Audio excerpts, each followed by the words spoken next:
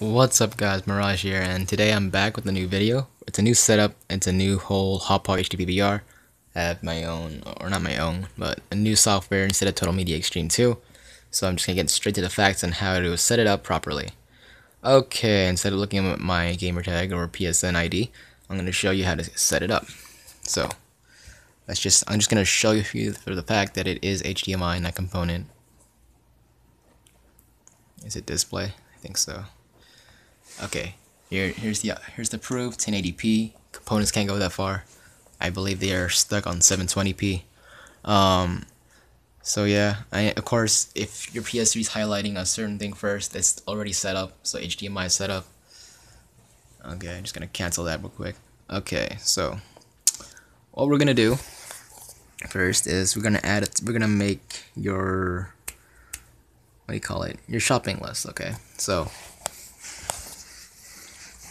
your HDMI converter should cost you at least 40 to 50 bucks, and then your Hopog HD PVR to 140 for 160. I got mine for 120. I got a great deal. It's working perfectly for me. So who knows? If you get lucky with a price like mine, I got mine for like 120. But if I had to guess, yours would probably be like 140 to 130 at the max. If you're trying to go cheap, as much as you can go, it'd be like 130 to 130 to 140. So let's say you have that, and then you have the HDMI converter. That's already almost 200 bucks, if not exactly 200 bucks. Is it? No, it should be nearing 200 bucks. And then the two wires that you must buy to have these all set up properly is an HDMI to DVI. That would be the second to last cord on my HDMI converter on the very left. It's that big bulky one with the screw launches, whatever you want to call them, and a digital optical cable. That together should all be $10 basically. It's this cable right here, the one on the very left. It's that one. Okay? So that should cost you at least nearing 200 to exactly $200, like somewhere around there basically.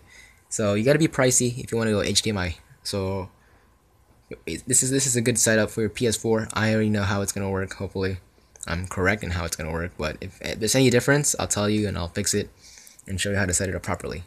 But of course, I don't have PS4 until November 15, and I can't do a proper setup. So I'm just gonna assume the HDCP is the same thing as it used to be, and how it's gonna be overruled or bypassed basically. So anyways, we'll get started.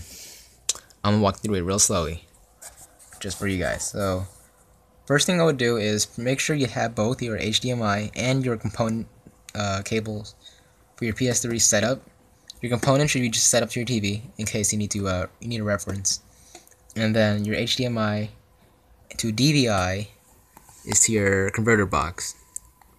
Now, as for the digital optical, the same will apply. Your digital optical from your PS3 to your digital optical to your HDMI converter. Now note, basically this thing is, like I said, it bypasses the HDCP. Pretty much, on this side it's going to be going in, on the other side it's going to be going out. So of course I have my HDMI output, or my HDMI cable, and my HDMI or my Astro set up on the output, so they can hear and they can, record video.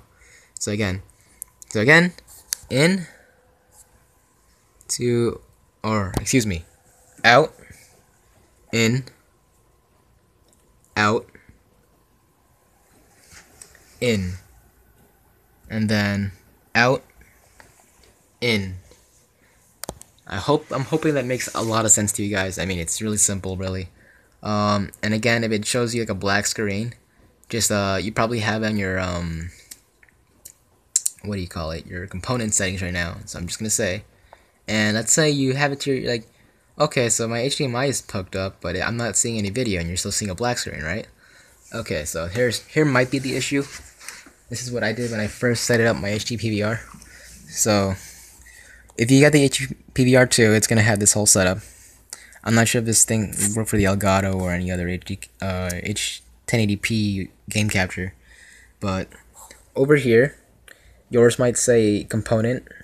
Switch that to HDMI. and then it should pop up your PS3 or PS4 in the future, and on this little display screen right here, and then that should be working perfectly. And if it doesn't, I could be able to help you out.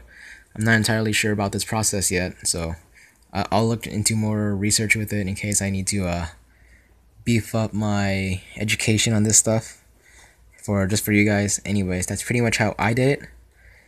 For Xbox users, I don't have to explain that to you guys. I mean, there's tons of videos for Xbox. PS3 is just on the tricky side. So yeah, hopefully this helped you out. If it doesn't, leave a comment below and I'll try to get to you. So peace.